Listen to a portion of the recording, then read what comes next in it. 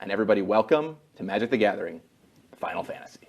Alright, we're back, of course, talking Final Fantasy and Magic the Gathering. We're here to look at this live stream they did yesterday. The plan was to do this video yesterday, but obviously that did not happen, and here we are. The live stream itself is about an hour long, but as per usual with these kinds of videos that we do on the channel, I go to it relatively blind. I haven't watched this yet. I've seen some cards and things over the last 24 hours or so, but I don't really know what's discussed or shown off and all talked about in this video. I don't know how many cards are shown off from this collaboration with this particular video. I don't necessarily want to sit here and read, a bunch of Magic the Gathering cards, because I don't know what half of the effects do without Googling this stuff or whatever, and it's been a long time since I played the game myself. I'm mostly here just to look at, kind of the art. We'll probably talk about some cards as we go, but I mostly just want to see when it comes to this collaboration, what, characters and games and aspects of those games are represented with this collaboration. As usual with this kind of video, we're just going to watch it off camera and come back and talk about things that I think are worth talking about. Let's hop into it. Kind of the first thing that I thought was interesting is they mentioned that they've been working on this set since 2021, but actually started kind of conceptualizing it even before then. So this has actually been in the works for quite a long time. This has been years and years and years in the making. I think we started working on the set in 2021, and we started talking about it even before that. But yeah, they've been working on this collaboration set since 2020, maybe even earlier than that. They've literally been doing it alongside the remake trilogy this entire time, which is something we had read with the IGN article, I think, the other day or whatever, that it was alongside it. But I wasn't actually expecting it to go back as far as 2020, maybe even 2019. It's kind of crazy. Let's talk about how a lot of people that work at Magic the Gathering are fans of Final Fantasy, which is, again, something we'd heard with the IGN article, that pretty much every step of the way when they've been making this product, everybody just wants to be a part of it and asking questions and stuff like that. And the guy on the right mentions that he's had random executives find him in the hallway and stuff and ask him what does the Chocobo card do and stuff. Even to the extent of random executives chasing me down in the hallway and asking what does the Chocobo do? So the guy in the middle mentions that the very first game he ever bought was Final Fantasy 1. Yeah, and I mean, I've been a Final Fantasy player for almost my whole life. The first game I ever bought with some help from my parents was Final Fantasy 1, right? That really got me going. A small detail that I like, that the people behind this are also fans of Final Fantasy. It's not just another product for them to put out, right? They're actually passionate about it, which I can appreciate. After a bit more talking, they roll a video that shows off the commander decks that we'd already talked about with the previous video, but then they also start showing off some more cards, so that's where we had to kind of pause and look at some of these. So the first new card they show is kind of insane. Jumbo Cactuar. Requires any 5 mana and 2 green mana. And it has 1 power and 7 toughness, I believe is what those are called. I think I call them attack and defense. But it has 10,000 needles. Whenever this creature attacks, it gets plus 9,999 power plus 0 toughness until the end of the turn. So it can attack with 10,000 power. But it kind of put things into perspective in case you never play Magic the Gathering. Whenever you do a regular game, each player has 20 health. Whenever you do a game of Commander, each player that's involved in that game has, I believe, 40 health. So a creature having 10,000 attack is beyond overkill. Essentially, if you can get 1 attack off of this creature, you just win the game automatically. And there's always a counter to everything, right? But people have already kind of come up with ways to kind of break the card. There's ways to make the card unblockable, so that they can't block the attack with the Cactuar with one of their creatures. Or also, you can give the Jumbo Cactuar Trample, which if you don't know what that is, if I attack with my 5 power creature and you block with a 2 toughness creature, I'm still going to do 3 damage to you, right? I have Pierce, it's what it's called in other card games and stuff. And the Jumbo Cactuar having 10,000 goddamn attack, you can't block it with enough creatures. I'm still going to kill you. So yeah, they potentially snapped with this card. I kind of like it. But also they show off an alternate artwork. They say borderless woodblock cards. Don't know what the hell that is, but they show off some more of these. Next up, we got Sin, Spear's Punishment. He requires any 4 mana and 1 black, green, and blue mana. He's a 7/7. He has flying. Not really surprised there. Whenever Sin enters or attacks, exile a permanent card from your graveyard at random. Then create a tapped token that's a copy of that card. If the exiled card is a land card, repeat this process. Potentially good card. In case you don't know what exile means, it just means remove from play, which is what it's called in other card games. It's at random, so you don't get a pick, right? But still, if you get a bunch of lands, in a row, you're just getting a bunch of free mana, which is pretty crazy. And obviously getting a copy, some of your best cards, right? If maybe your deck doesn't have other ways to interact with the graveyard at all, then this effect's not bad in the slightest, right? Because who gives a shit? You don't use your graveyard anyways. The artwork is obviously sick. Love me some Final Fantasy X. The left image is pretty much shot for shot something from the actual game. Whenever you're fighting Sin head on, and you got to beat him in a certain amount of time or turns, or it's an auto game over. That's pretty much exactly what that shot is. The alternate art image on the right is a little interesting just because it's at nighttime, and you don't see Sin at night very often in Final Fantasy X. You do see it at the very beginning of the game when he attacks Dream Xanarkand. And also after Riku and her team has found Tidus, the ship gets attacked at nighttime, and then he washes up on Besaid. But specifically, it's flying Sin at nighttime, which you never see him at night when he's able to fly towards the end of the game. Next, we have a Tomberry card. Just requires 1 black mana, is 2/1. This creature enters tapped with a stun counter on it. If it would become untapped, remove a stun counter from it instead. Chef's Knife. During this turn, your creature has first strike and death Touch. Seems like a pretty decent card for 1 mana cost. So to kind of explain the card a bit, First Strike is whenever our creatures battle, like whenever I attack and you block, like our creatures still fight. You're still doing your attack to my defense, things like that, right?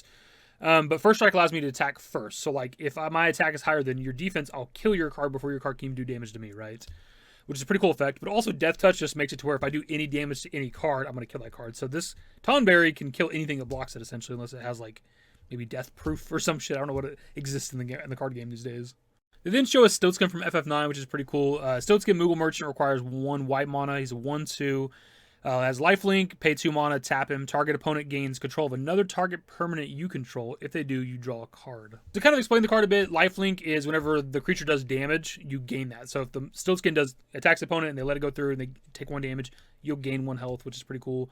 Giving them a permanent, in case you don't know what that is in Magic the Gathering, that's pretty much any card, anything you have in play, right? No matter what it is, whether it's a mana, a creature, artifact, anything, that's a permanent. So you can give them any one thing that you have to draw a card.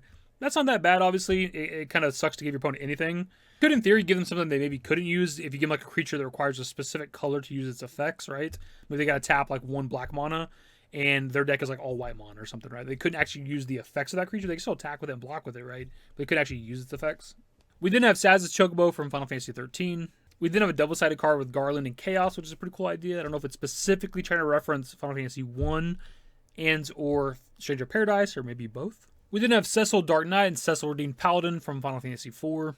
We then get another double-sided card with Emet Selk and Hades from Final Fantasy 14, which is kind of cool because we got the Emet Selk art a while back, but we obviously didn't know at the time there's going to be a double-sided card. We then get a couple of Final Fantasy 15 cards, which is pretty cool. A side quest, Catch a Fish, Cooking Campsite, and then a food token. We then get a first look at a summon card, which they say is like a saga card, which I don't know what that is without looking it up. That's definitely not something that existed back in the day when I played Magic, but it is specifically Final Fantasy X's Shiva. They did mention something about a Final Fantasy Through the Ages bonus sheet. I don't know what that is exactly, but they say that it has like well-known art from the series, and they mentioned this one here, Dragon of Mount Gulg, which is done by Yoshitaka Amano, so maybe it's art from the original Final Fantasy that I'm not aware of. And then they showed this Yuffie card, which is official artwork for FF7, so I'm assuming that left image is actual artwork for FF1, but you know we got to read the Yuffie card. Yuffie requires any 1 mana and 1 blue and 1 black mana. She's a 1/3 Commander Ninjutsu. Whenever a ninja you control deals combat damage to a player, reveal the top card of your library and put that card into your hand. Each opponent loses life equal to that card's mana value. They then show off a 2-player starter kit, which is 2 pre-built decks, which have Sephiroth at the helm of one and Cloud at the helm of the other. You know, we got to read these. So Sephiroth, Planet's Heir, requires any 4 mana, 1 blue, 1 black. He's a 4/4. He has Vigilance. Attacking doesn't cause his creature to tap, which makes sense for Sephiroth. He would never stop attacking. When Sephiroth enters, creatures your opponent controls get -2/-2 until end of turn. Whenever a creature an opponent controls dies, put a +1/+1 counter on Sephiroth, so it gets stronger as he kills things, or as things die. Cloud, Planet's Champion, requires any 3 mana, 1 red, 1 white. He's a 4/4 as well, so they have matching starting powers, which is pretty interesting.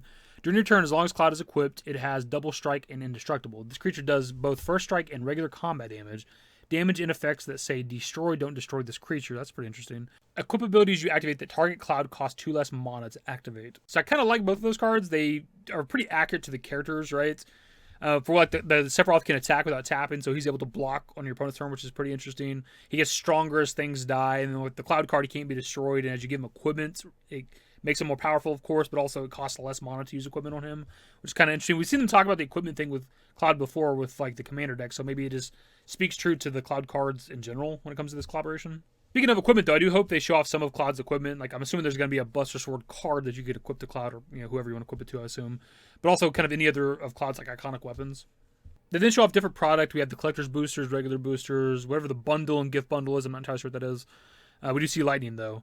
And then we have the pre-release stuff, the Commander decks we looked at the other day, and then, of course, the 2-player starter kit that we just looked at. We get past them showing off some of the cards and stuff, and they start talking about themselves again. And the guy on the right is Zakil Gordon, who we've seen before, I think, with the initial reveal of this that we talked about however many months ago.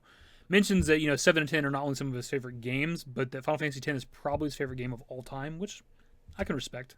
Final Fantasy 7 and 10 are not just my favorite Final Fantasies. Final Fantasy 10 may legitimately be my favorite video game. They're going to say that this Final Fantasy collaboration is the first standard Universe Beyond set, so I'm not entirely sure what that means. They do say that it's, cards that are going to be legal in every single format, so maybe they've never done that before with the Universe Beyond. I'm not entirely sure, because I don't know what the hell is going on with Magic. This is our first, standard Universes Beyond set. There's a lot going on here. Tell us about the set as a whole. Yeah, so Magic the Gathering Final Fantasy is a full tentpole booster release that's legal in all formats coming out in June. Going to talk about the limitation they set for themselves when it comes to this collaboration is doing only the numbered entries. And they specifically mentioned that there's not any like sequels or spin-offs. So specifically they mentioned 10-2. He kind of misspeaks, but he gets corrected. But it doesn't make me wonder when it comes to like FF7 if there's going to be anything, you know. Is there a Zack card? God damn, that's what I'm asking. Zack was in the original FF7. I know there's Crisis Core, but he's also in, you know, Remake and Rebirth, and they're going to reference those games in some way. But if there's not a Zack card, I don't want to buy it. So as a kind of self-imposed limitation for the set, the main set specifically is limited to all 16 mainline titles. So for example, Final Fantasy X is in the set. Final Fantasy X unfortunately did not make it. Wait, you said Final Fantasy X and then Final Fantasy X. You said Final Fantasy X, Final Fantasy X-2. Okay. The sequel and spin-offs are unfortunately not in. Which does make some sense though, right? Because if you're trying to represent literally every single Final Fantasy game that's ever existed, it would kind of limit what you could show from each game, right? So I think it's fair to only do the numbered entries. It sucks to not incorporate the sequels to a certain degree, but still. So they start talking about the products a bit, and Zakil mentions that it's a 300 card set. Now, I don't know if that's talking about just the booster set that you can buy like in stores, or if that's also the Commander decks and the pre-built decks, if like they're all just an amalgamation of all the 300 cards or whatever. But that's still a lot. You know, 300 cards split between, you know, 16 numbered entries. That's quite a bit of cards for each numbered entry, right? That's damn near, if you want to even it out, almost 20 cards per game. It's probably not going to be that ratio, but around that. Yep, so once again, this is a full tentpole release, which includes an entire 300 plus card standard set. It then goes on to say that alongside the main set, they have the Commander decks that we've obviously talked about quite a bit already. And so I don't know, again, if like the Commander decks are like separate from the main set in terms of like the cards that are in them. That's something you guys could let me know in the comments if you play Magic the Gathering. And then alongside the main set, we also have a Commander deck release, which has 4 Commander decks themed around individual games. They eventually pull up these SAS Chocobo cards to kind of show off like every aspect of the card itself to kind of explain it to anybody that doesn't really know Magic the Gathering. But they do mention they're doing for the first time in the bottom left corner, they actually tell you what Final Fantasy game that card is from, which is pretty cool. But one very special thing for this set that we've never done before is within the collector information, on the bottom left, there is a game identifier. Actually, it's pretty cool and kind of useful in case you've maybe never played a Final Fantasy game or only played a couple of them, but you're maybe a Magic the Gathering fan and you're going to buy this set. You wouldn't know exactly what game this shit's from, and it actually tells you in the corner. I will say, too, as they're talking about this, they do keep specifying main set, commander, and blah, blah, blah. So it's like, it does seem like there are different card pools, potentially. And if that is the case, it's kind of crazy, because then you have your 300-card main set, but also the commander decks that are, you know, 100 cards each. 4 different ones, right, themed around one specific Final Fantasy game. That's upwards, if I am correct on this, of like 700 Final Fantasy-themed cards. I want to make sure you say that again. So every card identifies what game it's from. Every single card in the entire set, both main set, commander, and anything related to Magic the Gathering Final Fantasy. They did specify, too, that the basic lands that you use, which is the mana you use to like summon your cards and stuff like that, are going to be numbered with the Final Fantasy they go to. So the commander decks, like the 7 and the 10 one, the mana in those decks are going to be locations from around like Spira and Gaia, which is going to be so fucking cool. Holy shit. I did see a good question in chat on that. Do even the basic lands have that? Correct. Every single card. Every single card. They start talking about the cards we looked at earlier, and they're talking about the Sin Spear's Punishment card, and they do show off a third version of it, which is just like extended art, which is pretty cool. But they mention how its effect to wherever you like banish a random card from your graveyard and you make a token copy of it or whatever, how that's like a reference to what Sin does, which I believe is in reference to how whenever you defeat Sin, you even then takes over the final Aeon and makes another Sin, which I think is pretty cool. Now, I'm not going to spoil the story of Final Fantasy X in case you're not familiar, but making a bunch of copies of things is certainly pretty resonant for what Sin is doing here. I will spoil shit for you, because it's not technically Sin that does it, right? It's not Sin that's making copies of shit. It'd be Yevon, if that's what they're referencing. If they're not referencing Yevon taking over the final Aeons, then I'm not sure what they're talking about in terms of like Sin creating copies of stuff, right? Also, we'd seen with the IGN article that we read that they worked a lot with Square Enix, but they go on to say that with every single piece of art that they did with this collaboration, it was reviewed by Square Enix. So that's pretty good to know that Square Enix signed off on everything in this set. How closely did we work with Square Enix on all of the art and the artists? Yeah, so every single piece of art was reviewed by Square Enix. I also mentioned that Square Enix had some input on it. Like they would send a list of like, 2 or 3 characters, and they're like, we want to do these in a higher rarity. And then Square Enix would come back at them saying that you should do these characters specifically for this particular reason. And we may send them, maybe a list of 2 or 3, and they'll say these 2 are ones that we encourage you to do because of this reason. Or Kind of cool too, because they're obviously creating the set from the perspective of fans, right? But Square Enix is on the business side of stuff, and they know what's more popular, what sells, and they probably have more input on which characters would be better for like high rarities and shit. We skip quite a bit, eventually get to them talking about the double-sided cards, and they show off this extended art and borderless character cards for Metzelk in Hades. Remember we talked about the Final Fantasy 15 cards earlier? Those are actually double-sided cards too, which I didn't realize. It does say transform on like the side quest, fishing card or whatever. And I definitely think back when I used to play Magic the Gathering, there was double-sided cards. If I'm not mistaken, it's been a long time, but I don't know if I ever used them or understood how to use them or not. I was kind of young back then. But it's kind of interesting that those are also double-sided cards. So once you do like the quest, essentially, on the card, you flip it over and get the reward, which I think is such a genius fucking idea.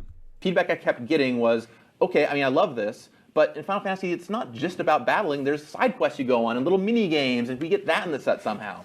And we had these double-faced cards already, so I was like, what if we turn some of these mini games into double-faced cards where you get the reward at the end? And I love the idea, and it just stuck. You also mentioned that there's like 5 side quests in total, and they don't specify what other games they're from or whatever. So I'm kind of curious because we got one from 15, right?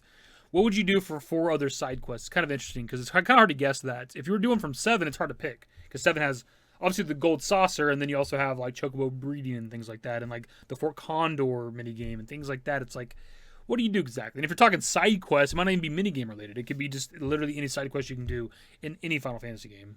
They do actually specify that it's 4 other uncommon side quests, so there maybe could be more side quests that are of a higher rarity than uncommon. I don't entirely know. They start talking about summons now, and they explain that like what they're doing with the summons with the Saga shit is something that's new. Now, Sagas already existed in Magic, but I think like Saga creatures are new, where you can like use them and attack with them and still defend with them and stuff like that. And the way a Saga works essentially is like it's a story being told, and each turn you go to the next chapter. And they're doing that with the summons to kind of mimic how summons work in Final Fantasy, where you summon them, they attack, and then they go away. So after a few turns, the summon will pretty much be unsummoned like it is in the games, which I think is pretty cool. Again, another genius idea. So these are something we've never seen in Magic before, but are yet a perfect blending, and that is enchantment creature sagas. You play it, you do the first chapter right away, they can attack and block as normal, and then each turn you go to the next chapter, and after the 3rd chapter, they go away. I actually really like that because not only are they doing this collaboration with Final Fantasy, they're also kind of introducing a whole new mechanic to the card game by doing this collaboration with the Summon Sagas, which I think is, again, pretty fucking cool. So you play Shiva here, you tap one of their creatures, the next turn you'll tap another one of their creatures, and then on the 3rd turn, you will get to activate the ultimate ability here, you Diamond Dust, you draw a card for all your opponent's tapped creatures, and the saga goes away. I do go on to explain that the Final Fantasy Through the Ages thing we looked at earlier is them reprinting cards that already exist with official artwork from the Final Fantasy games, which is pretty cool. The Final Fantasy Through the Ages bonus sheet is it takes source material artwork from the original Final Fantasy games and places them on reprints within the Magic universe. So here are 2 cards. The first one from Final Fantasy I. This is artwork done by Yoshitaka Amano as the Dragon of Mount Gulg, as a reprint of Ancient Copper Dragon, as well as Yuffie Kisarage as Yuriko the Tiger's Shadow from Final Fantasy VII with artwork done by Tetsuya Nomura. So they start talking about the Commander decks, and they do show off extended art and borderless character art for Terra. Also, while talking about the Final Fantasy VI Commander deck, they do specify that not every single card in a Commander deck is themed around one specific game, like lands, for example. The lands or the mana, whatever you want to call it, can be from any kind of game, but the actual cards themselves, the spell cards, creatures, things like that, are all themed around that specific game. Each Commander deck draws from one game, and it's like you're playing just that one game, right? Yeah, above the land row, right? So the lands Yeah. we kind of grabbed a mix of, from different games, so some of them repeat across the deck Sure. and so on. But if it's a spell, it is themed to that game, which is really cool, right? We got all new artwork for these that all are set in the universe of that game. I'm going to be completely honest, that kind of sucks, just because like there's enough locations around any Final Fantasy game, or really any RPG, that you could theme enough. Even if there's like 30, 40 fucking mana cards in the deck, there's enough locations, enough things you could do with that to make individual FF7 lands, right? Like Midgar and Junon and Chocobo Farm and stuff like that. Like there's enough that you could do that if you wanted to do that. It's just, I don't want to use the word lazy because there's a lot of effort being put into the set, but like, come on, man, that'd have been like the final touch on that. Because that's what I thought. I thought, based on what we looked at earlier in the video, that like the Commander deck was 100% all 100 cards going to be FF17, which would have been so great. And they do go on to mention that normally Commander cards aren't a part of Magic the Gathering Arena, which is like a video game version of the card game. I think it's on phones, maybe consoles, PC, whatever. But specifically, the Commander and backup Commander cards from the decks will be a part of it. Also, the full actual set itself will be a part of Arena. Now, typically, Commander cards don't come to Arena, but Final Fantasy is a really special set. So all 4 face commanders and the 4 backup commanders for each of the commander decks, so a total of 8 cards, will be available on Arena. Okay. So be able to play those online and have a great time. Of course, in addition to the whole main set, of course, will be in Arena as well, so you can go ahead and draft your heart's content, which I know I'm excited to do. They then talk about the FF7 Commander deck a bit and show off the extended art and also borderless character art for Cloud. They then show us the Tidus extended art and borderless character art, and the guy in the middle who's talking about this at the time actually refers to him as Tidus, so shout out to him. He knows what he's talking about. There's something we got to talk about really quickly with art on these cards, because I've seen social media point out, and I felt like I had to talk about it too, is the sword is kind of backwards. Obviously, it's kind of dark, but if you look right here, is the back of the blade where this like metal part comes off of it, and this part of the blade opposite it is like the kind of the sharp part where you'd cut something with, right? But if you look at the art, the way that Tidus is holding it, like the sharp part of the sword would be touching his back essentially. Or if he'd be swinging the sword, he'd be swinging the blunt side of it at the enemy.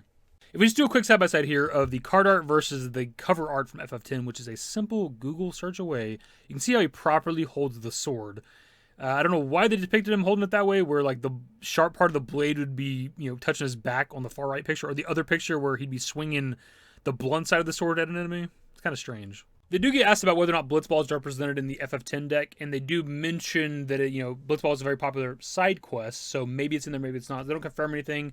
They do say it'll be there in some aspects, but yeah, I could definitely see there being like a side quest Blitzball card or something. We then get the extended art and borderless character card for, I think somebody in the comments said it was pronounced Yoshitaka from Final Fantasy XIV. Towards the end of the VOD here, and they're asked about whether or not there will be anything from the remake trilogy in the FF7 cards or whatever. And they do specify that there'll be like nods to it, like landscaping and character costumes and things like that. But they're specifically with the FF7 cards telling the story of the original FF7 game. But also further clarify that there won't be anything from Crisis Core or Advent Children, things like that. Any content from the remake trilogy?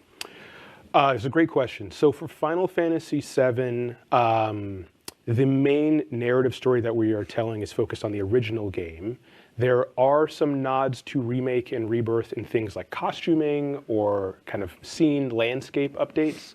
But canonically, we are not telling the story of remake or rebirth in this product, as well as you will not see things like Crisis Core or Advent Children. Somebody in the chat tells them to blink aggressively if there's a Buster Sword card, to which they both start blinking aggressively. I assume that's in reference to like an equipment card, because that's what the FF7 Commander deck is kind of built around, is equipping stuff to Cloud, right? My favorite is blink aggressively if there's a Buster Sword. Thanks, Gavin. Kevin also goes on to clarify that if it's super obvious, it's probably in the set. So kind of the most popular aspects of any given Final Fantasy game, it's probably in the set somewhere. I'll say this to answer a lot of your questions. Yes. If it is super obvious, it is probably in the set. There's a good chance. If it is your favorite hero, your favorite villain from one of the main 16 games, your favorite item, there's a very, very, very good chance it is in the set. You do also confirm that there will be secret layers with this collaboration, which, just kind of looking into it, it's something you buy that's like 5 to 10 cards. It's already existing cards with new artwork. So it'll probably be something that you buy and you'll know that what it is. It'll probably be like, Cloud card, Sephiroth card, maybe like all the popular main characters and villains, something like that along those lines, whatever. We do close out that live stream by mentioning that you can pre-order the shit now. I don't know if all of it's available. If you go to Amazon, some of the shit says currently unavailable, but I don't know if that means it's like sold out or if you just can't pre-order it yet.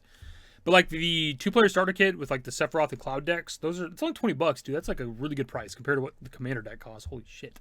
But that'll be the video, my dudes. It's long as shit. Took a long time to make. We'll be here again at some point in the future when they talk about the shit again. Whenever that might be, who knows exactly. They said they'll let us know eventually. Anyways, that's the video. Subscribe to the channel if you guys are new to the description below. Follow me on Twitter, @DaveYT. That's it. Bye. Used to care what people thought, but now I care more, and nobody out here's got it figured out. So therefore, I've lost all hope of a happy ending, depending on whether or not it's worth it. So insecure, no one's perfect. We spend it with no shame. We blow that like Coltrane. We in here like Low Gain, or leave it like Cobain.